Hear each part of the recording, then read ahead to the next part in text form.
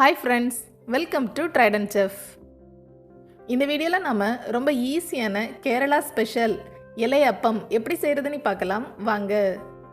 இந்த இலை அப்பம் செய்யறதுக்கு ஃபர்ஸ்ட் நம்ம உள்ள பூரணத்தை ரெடி பண்ணிடலாம். அதுக்கு ஸ்டவ்ல pan வச்சு 1/4 கப் தண்ணீர் எடுத்துக்கிறேன். இதுல 200 கிராம் வெல்லம் சேர்க்கிறேன். ஃபர்ஸ்ட் நம்ம வெல்ல பாகு ரெடி பண்ணிடலாம். வெல்லத்தை சின்ன சின்னதா பொடித்து எடுத்து இதுல சேர்க்கிறேன். அப்பதான் இது தண்ணீர்ல சீக்கிரமா கரைஞ்சிடும். வெல்ல பாகு நல்லா பொங்கி வரும். அதனால அப்பப்போ கலக்கி விட்டுட்டே இருங்க. வெல்லம் எல்லாம் நல்லா கரைஞ்சிடுச்சு.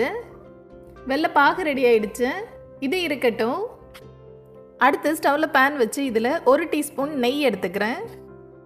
நெய் நல்லா சூடான பிறகு இதில் 1 கப் துருவிய தேங்காய் சேர்க்குறேன். நல்லா ஃப்ரெஷ்ஷான தேங்காவை சேர்த்துக்கோங்க. அப்போ தான் இலையப்பத்தோட டேஸ்ட் ரொம்ப சூப்பராக இருக்கும். ஸ்டவ்வை மீடியம் ஃப்ளேமில் வச்சு 2 நிமிடம் தேங்காவை நெய்யில் நல்லா வறுக்கிறேன். அப்போ அதோட மனம் இன்னும் ரொம்ப நல்லாயிருக்கும். தேங்காவை லைட்டாக வறுத்தாச்சு. அடுத்து நம்ம ரெடி பண்ணி வச்சுருக்க வெள்ளைப்பாகை இதில் சேர்க்குறேன். ஒரு வடிகட்டி யூஸ் பண்ணி வெள்ளைப்பாகை இதில் சேர்க்குறேன். அப்போ தான் இதில் ஏதாவது தூசி இருந்துன்னா போயிடும். எல்லாம் சேர்த்து நல்லா மிக்ஸ் பண்ணி விடுறேன். இந்த வெள்ளைப்பாகு எல்லாம் தேங்காயில் நல்லா மிக்ஸ் ஆகி கெட்டியாகிறது வரைக்கும் நான் இதை கலந்து விட்டுட்டே இருக்கிறேன். ரொம்ப கெட்டியாகிறது வரைக்கும் நம்ம இதை கலந்து விட்டுட்டே இருந்தோம் அப்படின்னா வெள்ளைப்பாகு கேரமல் ஆகிடும். இலையடையோட டேஸ்ட் நல்லா இருக்காது. அதனால இந்த தண்ணீரெல்லாம் வற்றிய உடனே நம்ம ஸ்டவ் ஆஃப் பண்ணிடலாம். பாருங்கள், இப்போ தண்ணீரெல்லாம் வற்றிடுச்சு. அடுத்து இதில் 1/4 டீஸ்பூன் ஏலக்காய் பவுடர் சேர்க்குறேன். கூடவே 1/2 டீஸ்பூன் நெய் சேர்த்துக்கிறேன். மறுபடியும் இது எல்லாத்தையும் லைட்டாக மிக்ஸ் பண்ணி விடுறேன். நம்ம நெய்யிலே இந்த தேங்காயை வறுக்கிறதுனால அதோட ஃப்ளேவர் ரொம்ப நல்லா இருக்குது. ரொம்ப மணமாக ரொம்ப சூப்பராக ரெடி ஆயிடுச்சு. எல்லாம் நல்லா மிக்ஸ் பண்ணியாச்சு. இனி நான் ஸ்டவ் ஆஃப் பண்ணிடுறேன். இது நல்லா ஆறட்டும். அடுத்து ஸ்டவ்ல pan வச்சு அதில் 1 கப் தண்ணீர் எடுத்துக்கிறேன். இதில் 1/2 டீஸ்பூன் உப்பு சேர்க்குறேன். இந்த தண்ணீர் நல்லா கொதிக்கட்டும். பாருங்கள், தண்ணீர் எல்லாம் நல்லா கொதிச்சாச்சு. இப்போ நான் ஸ்டவ் ஆஃப் பண்ணிடுறேன். அடுத்து ஒரு பவுலில் இடியாப்பத்துக்கு யூஸ் பண்ணுற அரிசி மாவு எடுத்துக்கிறேன். இதில் 1 டீஸ்பூன் நெய் சேர்க்குறேன். ஃபஸ்ட்டு இந்த நெய் அரிசி மாவு கூட நல்லா மிக்ஸ் பண்ணி விடுறேன். எல்லாம் நல்லா மிக்ஸ் பண்ணியாச்சு.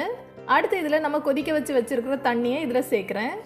தண்ணீர் நல்லா கொதிச்சுட்டு இருக்க நேரமே நம்ம இந்த மாவில் சேர்த்து தண்ணீரை நல்லா மிக்ஸ் பண்ணி விட்டுடலாம். கொஞ்சம் கொஞ்சமாக தண்ணீர் சேர்த்து இதை நல்லா மிக்ஸ் பண்ணி விடுறேன். மாவை நல்லா கெட்டியாக மிக்ஸ் பண்ணியாச்சு.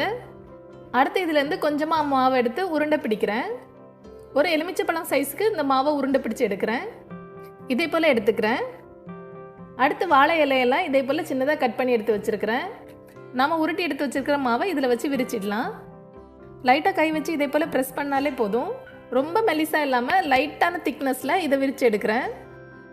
அடுத்து நம்ம ரெடி பண்ணி வச்சுருக்க பூரணத்தை சென்டரில் 1 டீஸ்பூன் எடுத்துக்கிறேன். இனி நம்ம இதை ஃபோல்ட் பண்ணிடலாம். ஃபஸ்ட்டு நம்ம அந்த இலையோடு சேர்த்து ஃபோல்ட் பண்ணிவிட்டு அதுக்கப்புறமா மெதுவாக இலையை எடுத்துடலாம். மாவை பாருங்கள், கரெக்டாக இதே போல் ஒட்டிடும். அப்புறமா எல்லா சைட்லேயும் லைட்டாக விரல் வச்சு ப்ரெஸ் பண்ணி விடுறேன். பாருங்கள், ரொம்ப சூப்பராக வந்திருக்குது. மறுபடியும் நம்ம இலையை க்ளோஸ் பண்ணிடலாம். இதே போல் எல்லா இலையடையும் செய்து எடுத்து வச்சுருக்கிறேன். அடுத்து நம்ம இதை வேக வச்சிடலாம். அடுத்து ஸ்டவ்வில் இட்லி பாத்திரத்தோட பேஸ் வச்சு கொஞ்சம் தண்ணீர் விட்டு கொதிக்க வச்சுருக்கிறேன். இதில் இட்லி ட்ரே வச்சு நம்ம ரெடி பண்ணி வச்சுருக்கிற எல்லா அடை எல்லாத்தையுமே இதில் அரேஞ்ச் பண்ணிடலாம். ரொம்ப ரொம்ப ஈஸியாக சீக்கிரமாக நம்ம இந்த எல்லா அடை செஞ்சிடலாம். கேரளாவில் இது ரொம்ப ஃபேமஸான ஒரு ஸ்வீட். எல்லாம் உள்ளே வச்ச பிறகு நம்ம இதை க்ளோஸ் பண்ணிடலாம். 15 நிமிடம் இது வேகட்டும். ஸ்டவ்வை மீடியம் ஃப்ளேமில் வச்சு இதை வேக வைங்க. 15 நிமிடத்துக்கு அப்புறமா இதை ஓப்பன் பண்ணி பார்க்குறேன். பாருங்கள், ரொம்ப சூப்பராக ரெடி ஆயிடுச்சு. இனி நம்ம இதை எடுத்துடலாம். இது எப்படி வந்திருக்குதுன்னு பார்க்கலாம். இலையோட மனம் எல்லாம் சேர்ந்து இந்த இலையப்பம் ரொம்ப மணமாக வந்திருக்குது. இது எப்படி வந்திருக்குதுன்னு ஓப்பன் பண்ணி பார்க்குறேன். பாருங்கள், உள்ள பூரணம் எல்லாம் நல்லா மெல்ட் ஆகி பார்க்குறதுக்கே ரொம்ப டெம்டிங்காக சூப்பராக ரெடி ஆயிடுச்சு.